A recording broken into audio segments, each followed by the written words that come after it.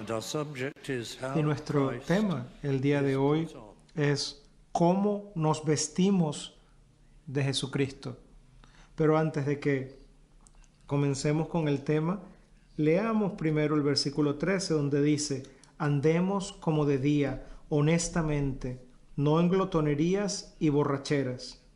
Y quisiera comenzar aquí. Y ustedes saben, desde el capítulo 12 de la carta de Pablo a los Romanos, él pasa de las doctrinas de la fe a aplicaciones prácticas, a la vida del creyente, a la vida que el creyente debe vivir.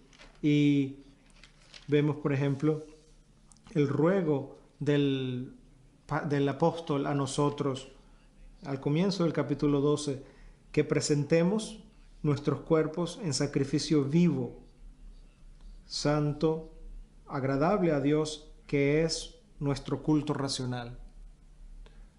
Y ustedes recordarán, porque semana a semana lo hemos considerado, las dos formas de adoración que el apóstol se refiere. La adoración que hacemos, por ejemplo, en este servicio, en la cual nos dirigimos directamente a Dios. Cantamos su alabanza y tomamos su palabra para nuestros corazones. Y la otra forma de adoración es el sacrificio del cuerpo, la dedicación de la vida entera, día tras día, a Cristo. Y ambas formas de adoración están incluidas aquí en este versículo. Ahora, si vamos al capítulo 13 y versículo 13, estamos en el medio de una cadena de analogías, porque el apóstol Pablo dice en el versículo 11: y esto conociendo el tiempo, que ya es hora de levantarnos del sueño. Y esta ilustración de dormir, despertar, la va a usar con frecuencia el apóstol. Y luego en el versículo 12 dice: la noche está avanzada y se acerca el día. Vemos entonces las obras de la oscuridad y las obras de la luz. Y esta analogía de luz y tinieblas reemplaza la analogía previa de dormir y despertar, aunque van una al lado de la otra.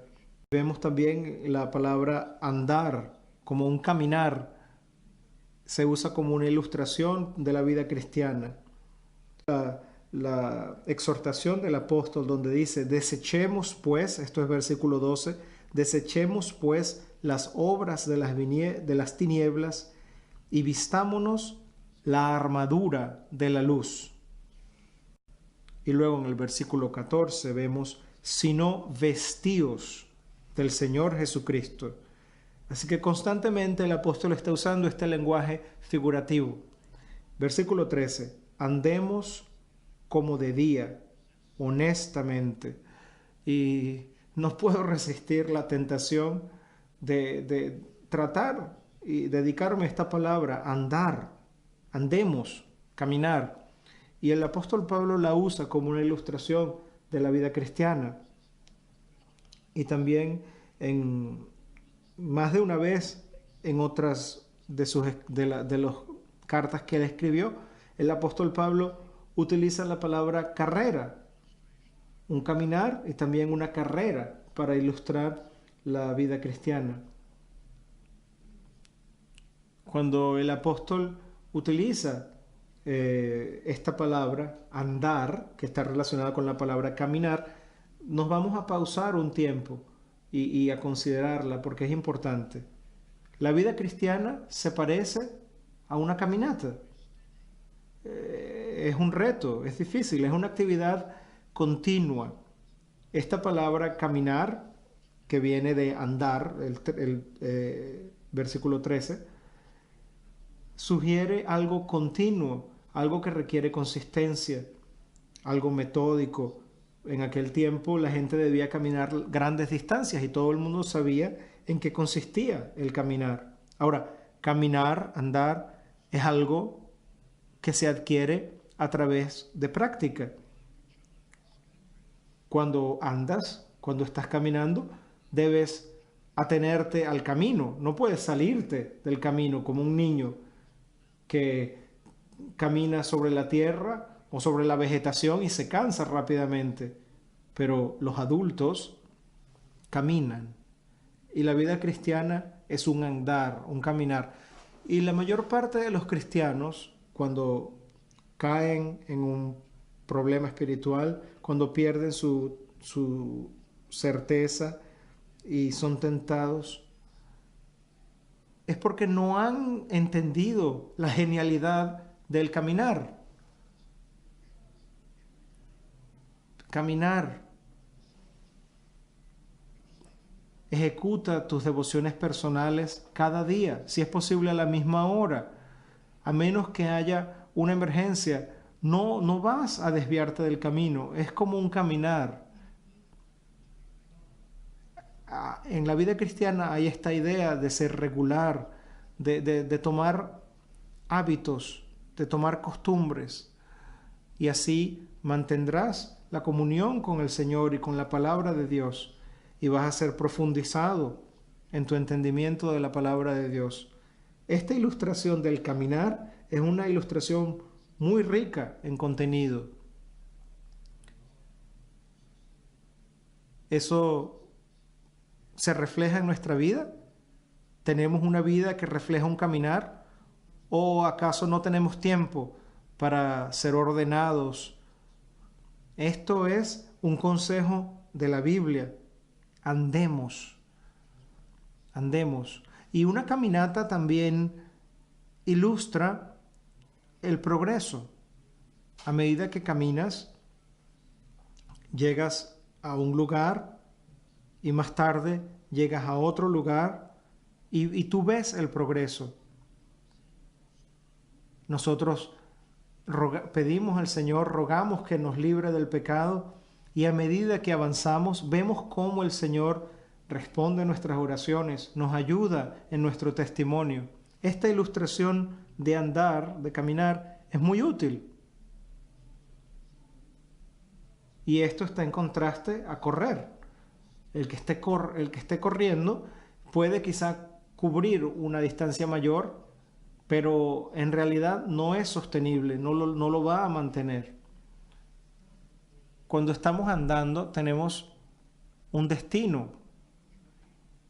Cuando comienzas una caminata a otro lugar, quizá kilómetros, tienes al principio un destino en tu mente y no vas a desalentarte al comienzo de tu caminata porque sabes cuál es el destino, cuál es el fin de tu caminata y vas a mantener un ritmo. Y en nuestra vida cristiana tenemos un propósito, un fin que es glorioso. Y muchos entre nosotros, neciamente, tontamente, quitamos los ojos del destino, del fin. Y entonces perdemos el ritmo de caminar. Y algunos de nosotros, muchos, neciamente dejamos de reflexionar en el día venidero de la venida de Dios. Y amigos, la gente joven en particular muy raramente piensa en el fin de la jornada y es muy importante tenerlo en nuestras mentes y eso nos ayudará en nuestro andar cristiano. El andar, el caminar es algo activo. Hay muchas cosas que puedes hacer cuando estés caminando que no puedes hacer de ninguna manera cuando estás corriendo.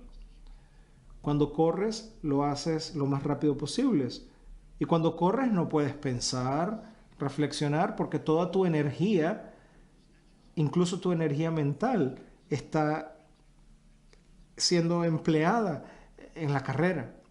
Pero cuando caminas puedes pensar.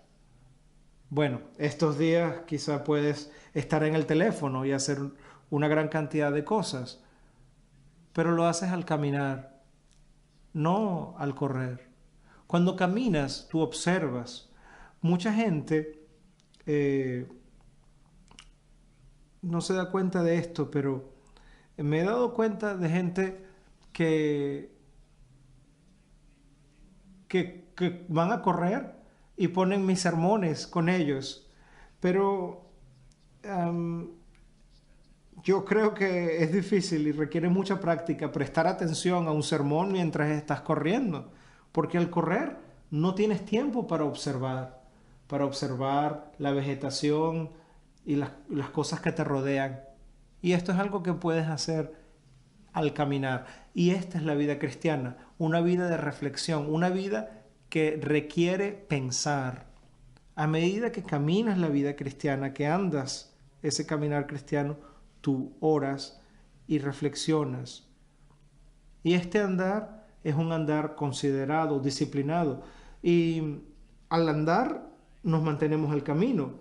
Tristemente, en la vida cristiana a veces nos distraemos y nos proponemos, el día de hoy voy a saludar a esta persona y a aquella persona y voy a hacer esto y lo otro, pero muchas veces nos distraemos. Me disculpen por este comentario, pero cuando somos jóvenes nos distraemos día tras día con muchas cosas y por tanto no logras tanto. Y por eso la ilustración del andar es muy útil para ayudarnos a entender cómo relacionarnos con nuestros objetivos. La vida cristiana es una vida que requiere pensar y reflexionar.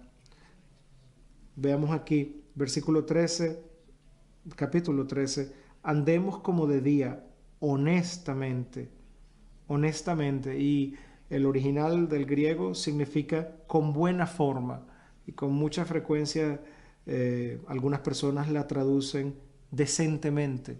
Andemos decentemente.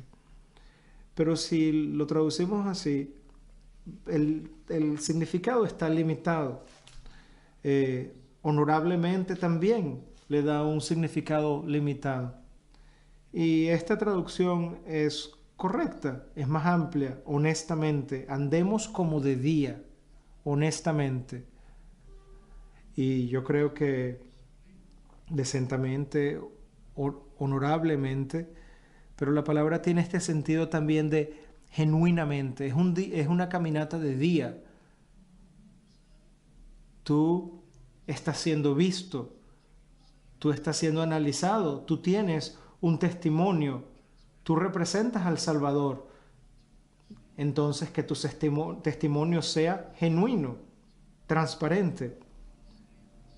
Entonces andemos como de día, honestamente, en el sentido de ser una persona genuina, porque en la noche sugiere a la gente que no está en un buen camino, a la gente que está oculta, que tienen pecados secretos, que tienen cosas que están pasando en su vida, que sabes que no quisieras que fueran públicas, no quisieras que otros creyentes las conocieran. Esa es la ilustración de la noche. Entonces, andemos como de día, genuinamente, honesta y transparentemente, no haciendo ninguna cosa que traiga descrédito al testimonio, ni siquiera tomando parte en el chisme, o perdiendo nuestro control, o teniendo un mal ánimo, porque estamos siendo vistos y estamos representando a Cristo, nos estamos vistiendo de Él. Y por tanto vamos a orar por el autocontrol y para conquistar estas cosas, para ser aquellos que reaccionen bien ante cualquier dificultad y cualquier circunstancia. No debo emplear mucho tiempo en el versículo 13 porque quiero avanzar al versículo 14. No en glotonerías. Y esta es una palabra muy interesante. ¿Y cuál es el significado? Glotonerías y borracheras. Bueno, la palabra significa cualquier cosa ruidosa, que tiene como un efecto hipnótico, que de alguna manera es como borrachera, aunque el alcohol no esté involucrado. Esta palabra del griego es bastante difícil de traducir. describe algo que está a punto de reventar.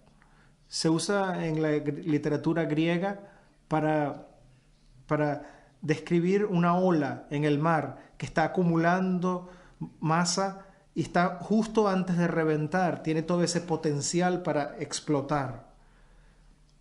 Entonces el apóstol Pablo usa esta palabra de glotonería y borrachera para ilustrar este desorden, esto que está a punto de perder control. No, el apóstol dice aquí, no en glotonerías y borracheras, no en conducta desordenada. ¿Acaso los cristianos están probablemente inclinados a comportarse así? No de acuerdo a la palabra, pero la presión social, sobre todo en aquella época, en la sociedad, presionaba a la gente a tomar parte de la cultura del día. ¿Es este el caso? ¿En tu familia? ¿En tu círculo social?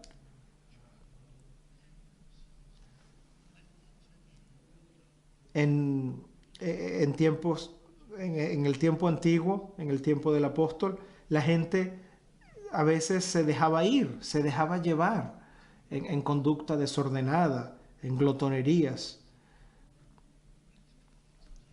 Y eso se está volviendo común el día de hoy. Pero era aún más común en el tiempo del apóstol. Cada familia, en el tiempo de los romanos y los griegos, cada familia se reunía. Las reuniones familiares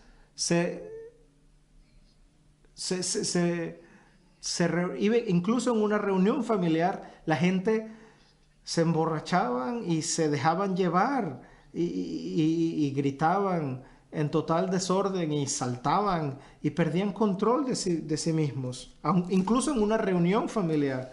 Y esto es una forma de borrachera. Y a veces el alcohol estaba involucrado, pero no necesariamente. Estamos hablando aquí de la conducta. Aquí estamos, seres humanos, a quienes nos ha sido dado el poder de la razón y de autocontrol. Y pensamos que la mente es un palacio para la fe y para el pensamiento, pero hay un deseo loco en la naturaleza humana de dejar de lado la mente.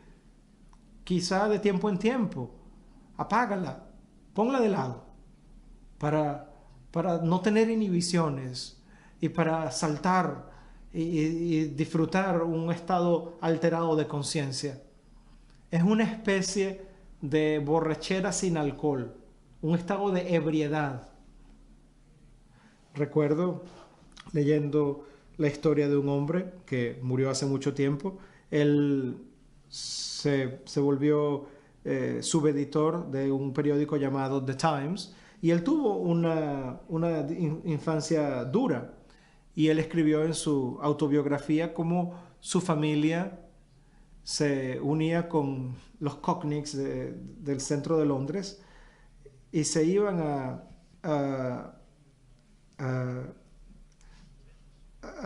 ir a cosechar cebada.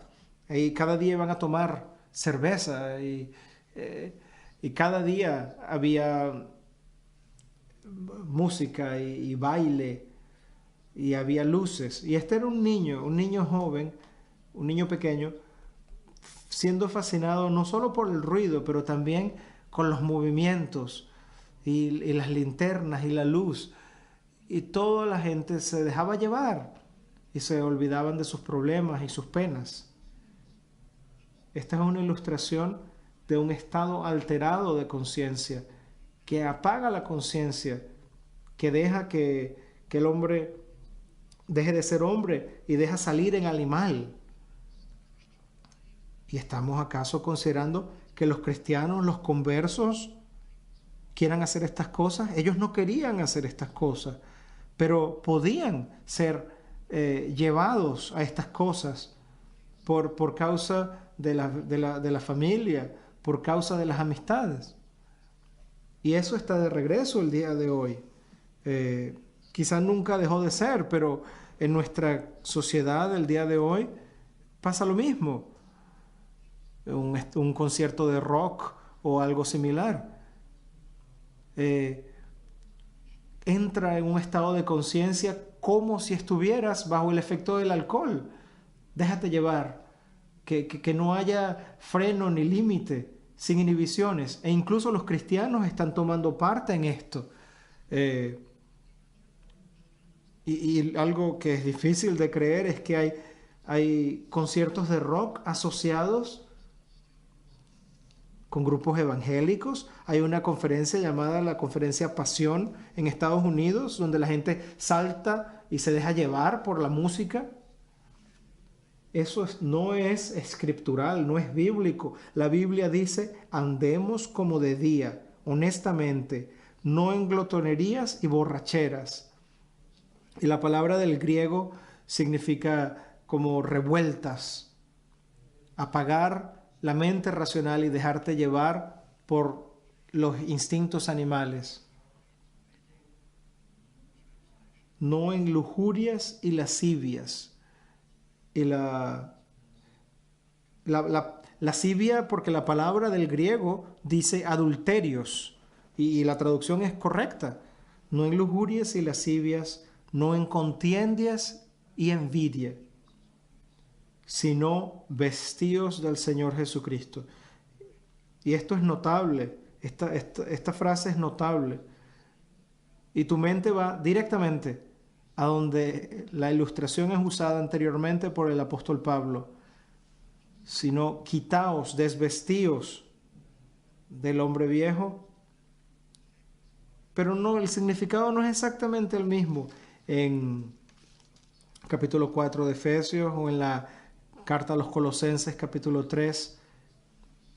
Desvestíos y vestíos.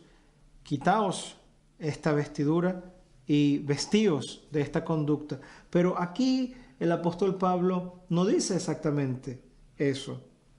En el versículo anterior lo dice en cuanto a la noche y el día, pero en este versículo el significado es ligeramente distinto.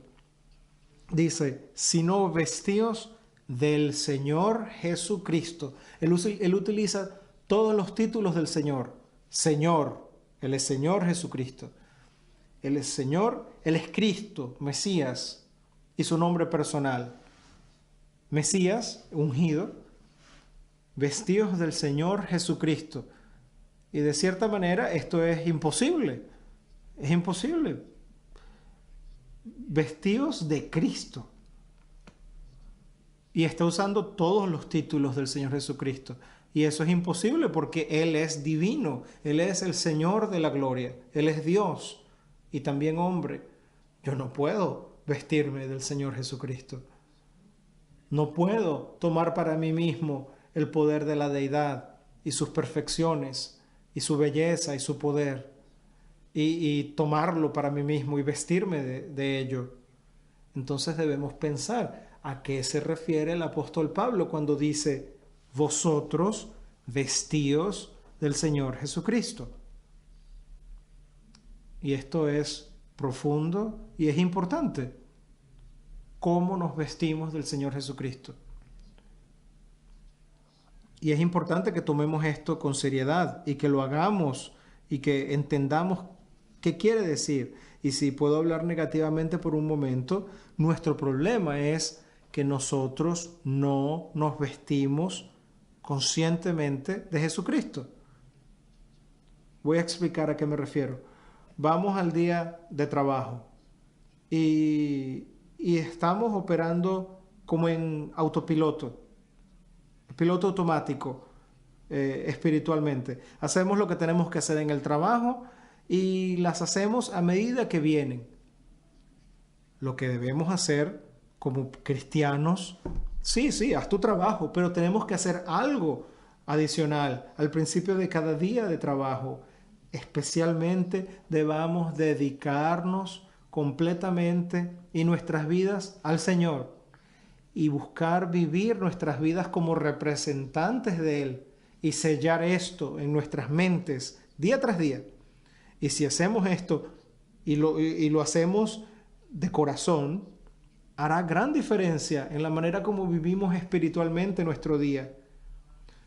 No estamos simplemente tomando las dificultades y los deberes de de la vida y trabajando diariamente, sino que nos vemos a nosotros mismos y somos efectivamente sus siervos desde el principio del día.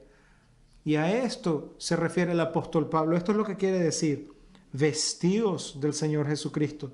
Así como tú te vistes diariamente para ir al trabajo, igual vístete del Señor Jesucristo. Recuérdate que tú perteneces a Él, que tú eres suyo. Pero nos olvidamos de esto y lo dejamos pasar y no estamos conscientemente preparados para vivir por Él. Vestidos del Señor Jesucristo. Vamos a considerar cómo nos vestimos del Señor Jesucristo. Bueno, primeramente, vestidos de su justicia imputada. Recuérdate de la justicia del Señor Jesucristo. Recuérdate día tras día que tú estás firme en la justicia imputada de Jesucristo. Él sufrió y murió para pagar por tu pecado y Él te imputó su justicia. Cuando Dios te ve a ti, Él te ve a ti como vestido de la justicia de Cristo. Este es una aproximación doctrinal a la vida diaria. Como cristianos necesitamos aliento y fortaleza y consuelo. Y a veces le puedes decir a un pastor: deme algún consuelo, por favor. Deme algo que me pueda dar aliento. Y el pastor, si él está trabajando de acuerdo a la Escritura, va a decir: ok, he aquí tu aliento. Y te va a decir un hecho doctrinal, algo que es firme. Oh, no quería algo doctrinal, le dirás tú al pastor. Yo quería una palabra de aliento. Sí, pero la verdad es que la doctrina es el aliento más grande, más firme. Yo usualmente digo esto, pero había un puritano llamado Thomas Watson. Se me olvidó el nombre original del libro, pero el otro título es fuera de mi mente en este momento. Pero recuerdo, estaba hablando con alguien que tenía un libro de Thomas Watson para tener aliento luego de haber perdido a un ser querido. Y la persona dijo: oh, yo creí que el libro que me iban a dar era un libro con consuelos y consejos para lidiar con esta situación de haber perdido un ser querido, con esta situación de duelo. Pero el libro más bien tenía doctrina de lo que Cristo hizo y lo que hizo para mí y de cómo Él obra en mi vida. Y después de haber leído este libro, me di cuenta, me dijo esta persona, que este era el aliento más grande y el aliento más poderoso. El día de hoy y cada día comienza tu vida diaria con este pensamiento: estoy bajo Cristo. Él pagó por mi pecado y su justicia perfecta es imputada a mí. Yo estoy justificado. Ya Dios no me verá más como un pecador, sino que Dios me dará mi recompensa como si yo hubiera merecido la recompensa de justicia. ¿Por qué? Porque Cristo me dio su justicia imputada. Y entonces cuando las dudas vienen, cuando la desesperanza viene, o tengo desilusión o depresión, entonces pienso en lo que Él hizo por mi alma y de que yo estoy firme en Él ante Dios y no hay nada más precioso que esto. Y me preparo a mí mismo. Esto es lo que debemos hacer. Debemos decir diariamente: me preparo para el día con este pensamiento, me visto de Cristo, su justicia ha sido imputada a mí y yo me visto de esa justicia. ¿Y cómo me visto?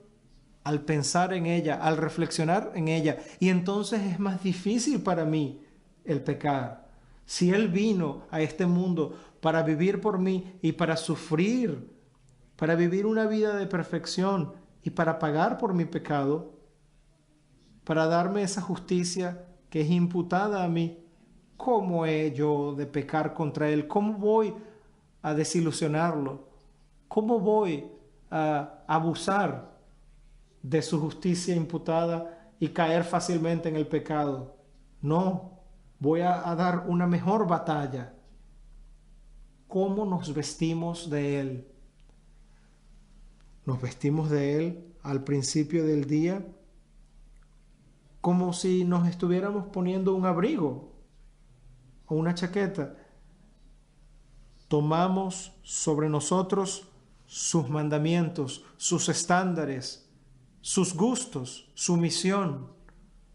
Tomamos sobre nosotros y nos vestimos de su misión. La misión de Cristo será mi misión. Amor para almas. Te puedes decir a ti mismo, yo vivo para las almas de mis niños, yo vivo para las almas de mis colegas, yo vivo para las almas de aquellos alrededor mío y tomo y me visto de la misión de Cristo, como si fuera una pieza de ropa. ¿Cómo me visto de Cristo? Me visto de Cristo en mis planes. ¿Cómo planifico yo?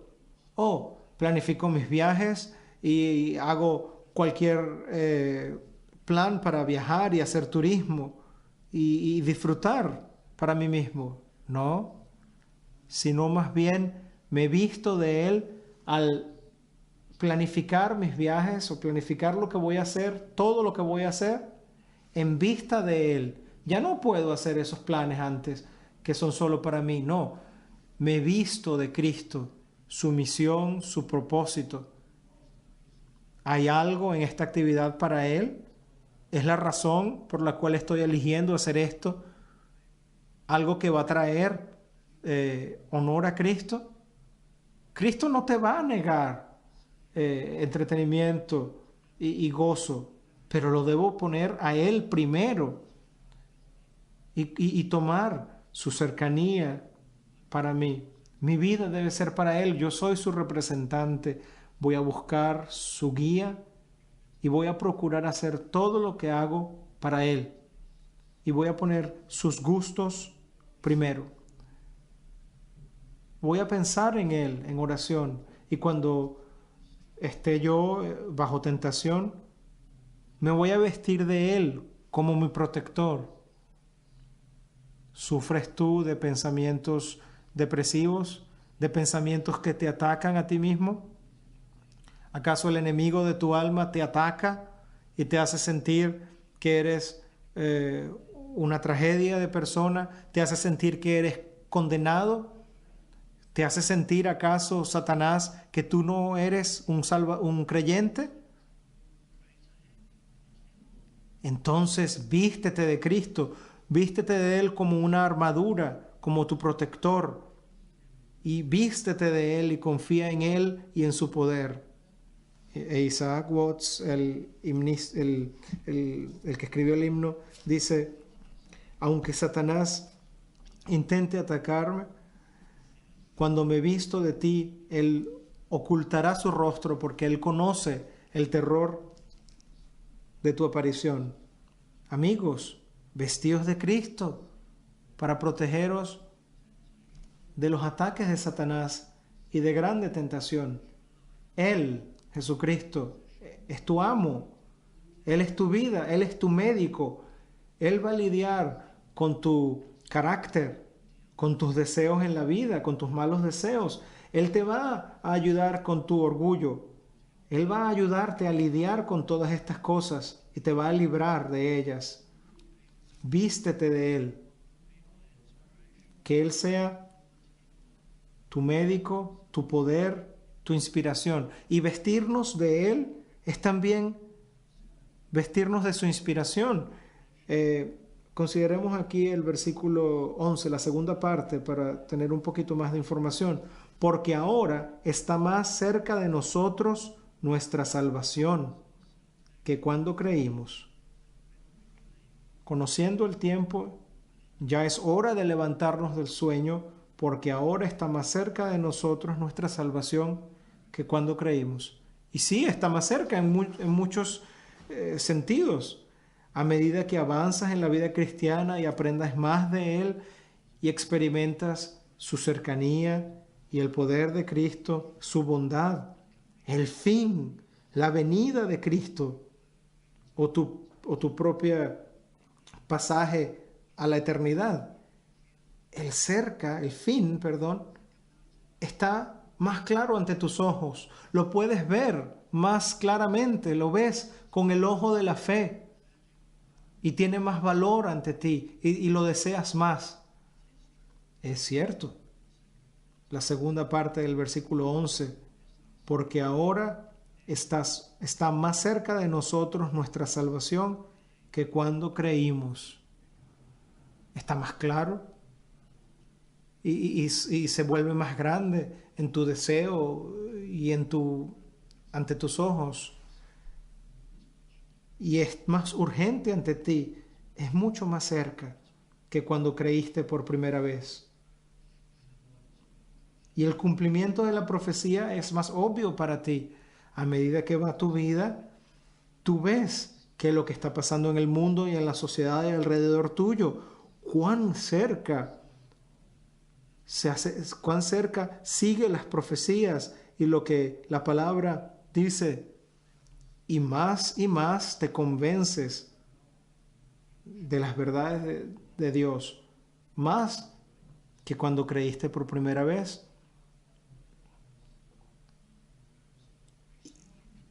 Y la verdad de Cristo y de la Biblia y de Dios se hace más y más clara y tienes un convencimiento pleno que no hay ninguna otra esperanza para el individuo o para el mundo sino Jesucristo. Ahora es nuestra salvación más cercana que cuando creímos. Y entonces versículo 14, sino vestíos del Señor Jesucristo. Vestíos. Al principio de cada día, si lo puedes hacer conscientemente, dedícate a Él, dedícate a ti mismo, a Él, como su representante. Vas a hacer conocer sus alabanzas. Vas a vestirte de Él en tu corazón y en tus vestiduras para manifestar la vida que Él te ha dado a ti. Y esto es muy distinto que simplemente vestirnos de su obra de justicia, como en Efesios o en Colosenses. No, es vestirnos de Él mismo. Tú lo hallaste cuando fuiste salvo. Ahora vístete de Él diariamente para que Él gobierne tu vida y te use en su misión. Y tengo algo de tiempo aquí para esta última parte del versículo 14. Y no proveáis para los deseos de la carne. Y esto es brillante. Y algunas de las traducciones modernas traducen el griego, y es una traducción válida. Y no penséis, no consideréis las cosas de la carne, los deseos de la carne. Y el significado es relativamente cercano, pero no hagáis provisión, no proveáis para los deseos de la carne, es más cercano, significa no planifiquéis, no hagáis planes para satisfacer la carne. No proveáis, no os preparéis para ello. No sé si esto les sorprenderá, pero ¿cuál es el tamaño de tu televisor? Ya se me olvidó cuáles son el ancho de los televisores. ¿50 pulgadas? ¿60 pulgadas? ¿Más pequeño, más grande? Este versículo me dice a mí, manténlo pequeño. Manténlo pequeño. ¿Qué? ¿Qué tamaño? No te voy a decir qué tamaño. La gente me dirá, eso es legalismo. Simplemente manténlo pequeño.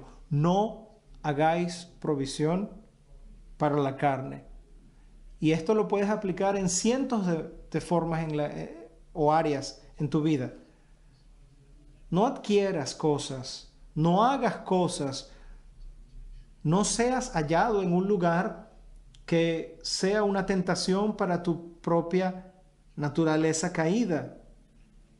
Más bien, vístete del Señor Jesucristo y no hagas provisión para los deseos de la carne. Y esto es un buen lema para nuestro nuevo año. Que el Señor nos conceda representarle y vivir para Él